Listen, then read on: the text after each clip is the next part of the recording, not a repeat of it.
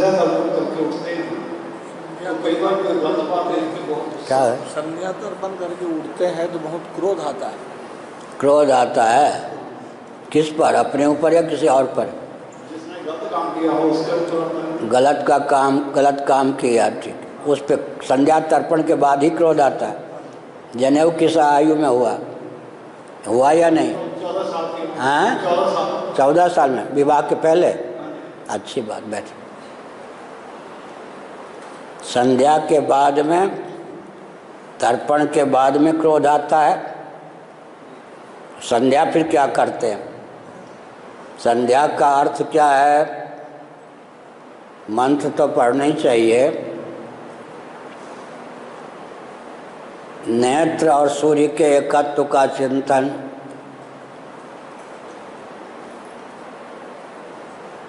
मन और चंद्रमा के एकत्व का चिंतन, वाणी, वाक और अग्नि के एकत्व का चिंतन, अध्यात्म और अधिदैव के एकत्व का चिंतन संध्या वंदन के मंत्रों के माध्यम से प्राप्त है। तर्पण का अर्थ क्या होता है? मेरे द्वारा प्रदत्त जल के प्रभाव से सामग्री, मंत्र, भावना की प्रगल्भता से जो मेरे सगे संबंधी कालक्रम से मुझे भूल गए, मैं भूल गया, तो नरक में कराहते हुए प्राणी हैं, स्वर्गादि में आनंद लूटने वाले प्राणी हैं, वेदादि शास्त्र हैं, पृथ्वी है, पानी है, प्रकाश है, पवन है, आकाश है, दिक् है, काल है, देवता हैं, पितर हैं, ऊर्ध्व लोकों में, मध्य कोटि के लोक में, अधोलोक में जितने प्राणी हैं सब मेरे द्वारा प्रदत्त जल के प्रभाव से तृप्त हों। नरक की यातना भोगने वाले प्राणी मेरे द्वारा अभिमंत्रित इस जल के प्रभाव से नरक की यातना से मुक्त हों। इस ढंग से मंत्र भी पढ़ें, अर्थ का चिंतन करें तो क्रोध का कोई प्रश्न ही नहीं होता है। अगर यह धारणा है कि संध्या वंदन तर्पण करने से उग्रता आती है, तेज बढ़ता है, तो क्रोध होगा। संध्या वंदन तर्पण से सौम्य भाव का उदय होता है। व्यष्टि और समष्टि के एकत्व का, इस शरीर और पृथ्वी, जल, तेज, वायु के एकत्व का चिंतन होता है। व्यष्टि समष्टि के एकत्व का चिंतन होने पर स्वभाव में सरलता आती है, वक्रता नहीं। जो विधा मैंने बताई उस ढंग से संध्या तर्पण कीजिए। फिर कोई गलत काम करता है तो क्रोध आता है, ये धारणा ही गलत है। क्या पता वो ठीक ही कर रहा हो, आपने उसे गलत समझा हो। क्रोध कब आता है? बहुत छोटा सा लक्षण है, समय पर भोजन न मिले, स्नान न मिले, समय पर नींद न मिले, क्रोध आ ही जाएगा। नींद पूरी ना हो तो धुंधला बैठेगा। हमारे आदित्य हैं, आदित्य को जगाना माने शेर से पाला पड़ना। ट्रेन में मैंने देखा कि 11 घंटे लगातार करवट बदले बिना सो जाता है, काम भी खूब करता जगने पर। कल ही क्या हुआ, हमने शाम के 6 बजे ओंकार जी से कहा आदित्य हो तो बुला दो, सबको लाड़ प्यार देते। हमारे पास आम आ गया था तो हम आम पवाना चाहते थे, हमें क्या मालूम कि सो रहा है।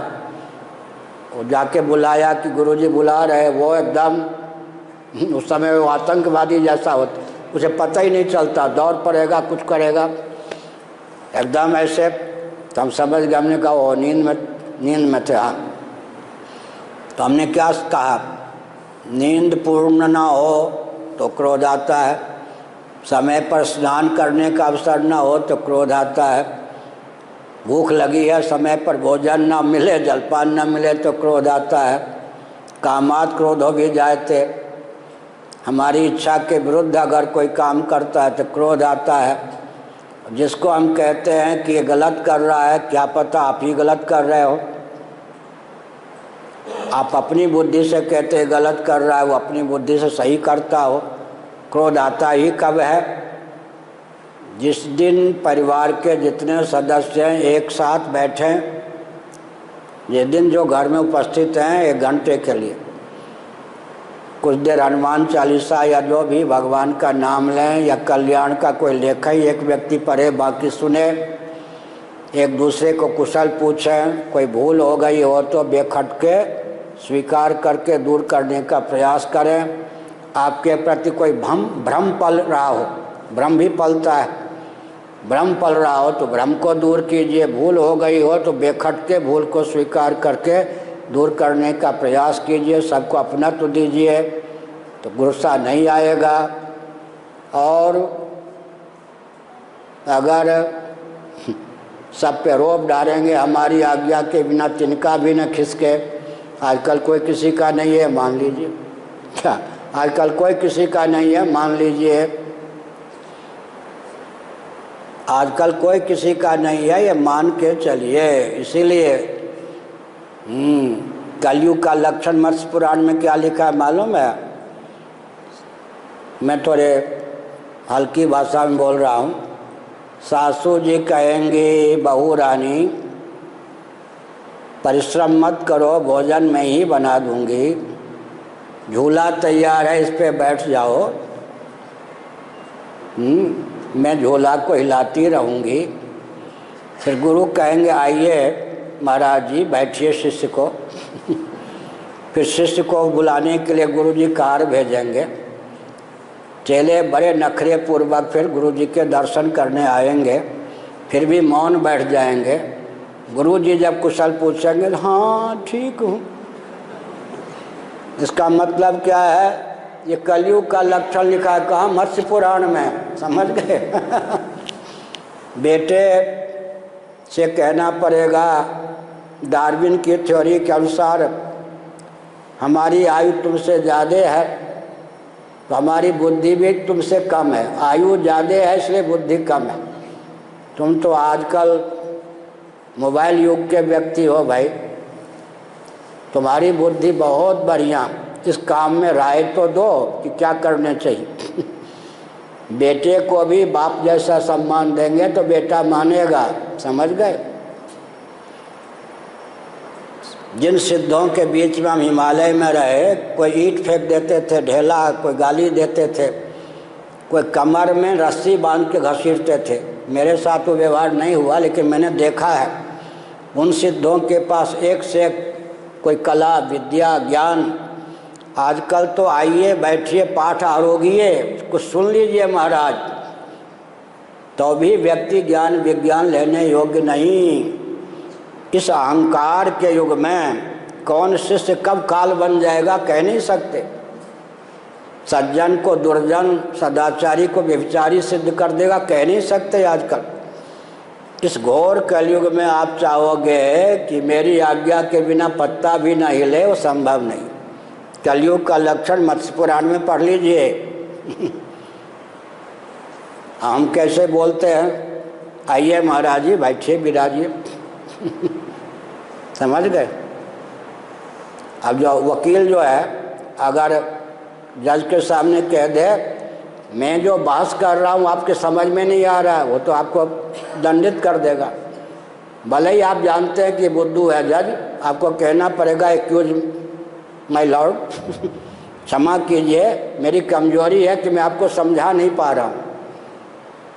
क्या अगर आप कह देंगे मैं जो कह रहा हूँ आप समझ ही नहीं पा रहे, तो इसलिए कलयुग में घर में संघर्ष ना हो, वर्ग में संघर्ष ना हो। क्या कलयुग में नम्रता अहंकार को दबाने का प्रयास कीजिए, कलयुग जल्दी तार देगा।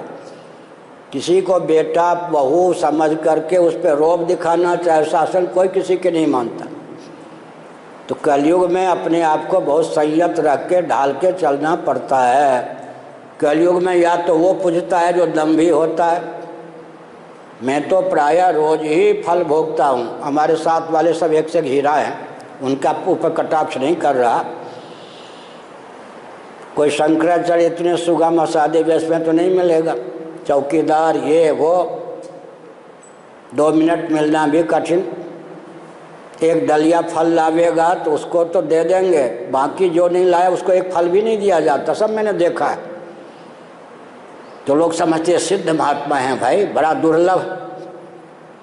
और हम कुशल मंगल पूछ लेते हैं तो अब देखो, किसी को मैंने किसी आश्रम का मैनेजर बनाया, कल्पना करो, मैंने कहा ये मठ के आश्रम के संचालक है, पूरी में ऐसी कोई घटना नहीं है कहीं, ये मठ के आश्रम के संचालक हैं, हमारी उदारता हुई ना, वो तो अपने को समझे हम व्यवस्थापक हैं। अब वो हम ही को गाली देने लगे, मारने के लिए तैयार हो जाए, तो हमको सोचने के लिए कि हम इसके खरीदे हुए नौकर तो कहीं नहीं हैं, समझ गए ना। कलयुग में व्यवहार करने में मैं पिता हूँ, मैं पति हूँ, मैं गुरु हूँ, मेरे अनुशासन के बिना घर में कोई हिले डुले नहीं। अरे आप अपनी इज्जत बचा के रहो, जितना अपने को अनुशासित भी रहें, अनुशासित भी करें, लेकिन डिक्टेटरशिप कोई किसी का मानने वाला कलयुग में नहीं होता है। ये मान के चलें कौन सा युग है। एक प्रश्न और, बहुत समय हो गया। आग तिल्ली के घिसने पर पैदा होती है, सबसे पहले मुख किसका जलाती है? आग का ना। अग्नि का क्रोध का स्वभाव एक होता है, जिस आश्रय में अधिकरण में काम ऐसा क्रोध ऐसा प्रजात यदा कामान सर्वान पार्थ मनोगतान इंद्रियाणि मनोबुद्धिरस्याधिष्ठान मुच्यते। जिस आश्रय में क्रोध उत्पन्न होता है उसको जलाता पहले है, विषय पर कारगर हो या न हो। तिल्ली के मुख को जलाती हुई आग पैदा होगी, तृण शून्य या जलाशय में फेंक देंगे तिल्ली को, उस पर विषय पर आग कारगर हो या ना हो, आश्रय पर कारगर हुए बिना तो प्रकट ही नहीं हो सकता है क्रोध। क्रोध का स्वरूप यह है। आप जिस पे क्रोध करते हैं उसका बुरा करते या पहले अपना बुरा करते?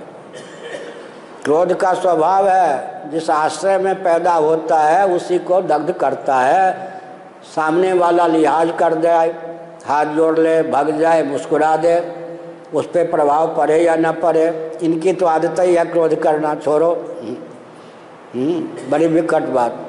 अभी देखो, छत्तीसगढ़ की बात होगी शायद, एक वृद्ध आए, कई गृहस्थों के गुरु थे, स्वयं वो गृहस्थ थे। 5 मिनट का समय हमसे लिया, रोते हुए उन्होंने कहा महाराज गोपी भाव सिद्ध हो जाए। कितनी बढ़िया बात। उनकी पत्नी स्वस्थ थी, खरी थी, वो वृद्ध बेचारे बैठ भी मुश्किल से पाए थे। पत्नी ने कहा ये पागल हो गए हैं महाराज, देखो इतनी बड़ी भावना, रो के कहा महाराज इस जीवन में गोपी भाव चाहता हूँ, बहुत ऊँची चीज़ है। पत्नी ने बेखटके कह दिया ये पागल हैं, पागल पागल हो गए हैं, पागलपन की बात करते रहते, समझ गए। अब इस युग में आप रहोगे, ये पत्नी है, ये बेटे हैं, पौधे हैं, कान पकड़ लो, डांट दो, कोई किसी का नहीं मानता। इसलिए इस जीवन में जितना बन सके अपने को ही संयमित रखना चाहिए, समझ गए। अपनी इज्जत अपने हाथ में। प्रशंसा भी फूक फूक कर कीजिए, निंदा तो करिए मत। और जिससे काम लेना हो, आजकल देखिए क्या युग है, ये बेटियों का जीवन बर्बाद क्यों होता है मालूम है? मनोविज्ञान से। अरे बेटे इधर तो आना, ये विष है या नहीं संजय जी? जब आप बेटी को ये बेटे इधर तो आना मनोविज्ञान का प्रयोग करके उसको आपने मार दिया, वो समझती है कि अगर मैं बेटा होती, मैं बेटी हूँ, मुझे बेटा कह के माँ बुला रही है तो क्या है, अवश्य ही बेटे से बेटी का स्तर कमज़ोर है। काश में बेटा होती। अब सम्मान दे रहे हैं या उसके जीवन में विष घोल रहे हैं, समझ गए ना। तो बोलना भी नहीं आजकल आता, अरे बेटे इधर तो आना, चौकीदार को इंस्पेक्टर साहब इधर तो आइए, फूल के तुम्बा भी हो जाए। लेकिन अंत में इसलिए हमने कहा कि रोब गांठने से कुछ नहीं चलता। आजकल किस युग में रह रहे, ये तो सोचिए, कोई किसी का नहीं होता क्या? उस युग में रह रहे, कोई समझे कि ये मेरे चेले हैं, सहपाठी हैं, बहुत बढ़िया। अभी दिनेश जी चाणक्य जी की बात कह रहे थे, राजनीति में कौन दुश्मन कब मित्र बन जाए, कौन मित्र कब दुश्मन बन जाए, कहा नहीं जा सकता। समझ गए ना? इसीलिए अपनी इज्जत अपने को संभाल के रखना चाहिए। और अगर पूजन के बाद क्रोध आता है तो पूजन की पद्धति में, भावना में दूषण है, उसको संभालना चाहिए। हर हर महादेव।